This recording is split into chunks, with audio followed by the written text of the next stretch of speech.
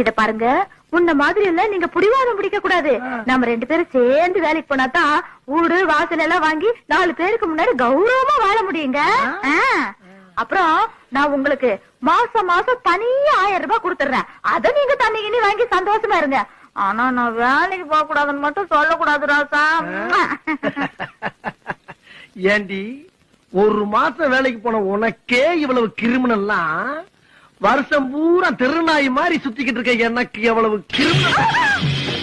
அடியே ரஞ்சிதா, நீ இப்படி எல்லாம் செய்வேன்னு தெரிஞ்சுதா உனக்குன்னு இந்த கத்திய வாங்கிட்டு வந்திருக்கிறேன்.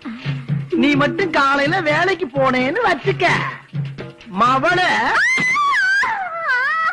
ஏய் இப்ப குத்த மாட்டேன். காலையில வேலைக்கு போனேன்னா எப்படி குத்துவேங்கிறத குத்தி காட்டியிருக்கேன். வேலையா உசுரா முடிவு பண்ணிக்க.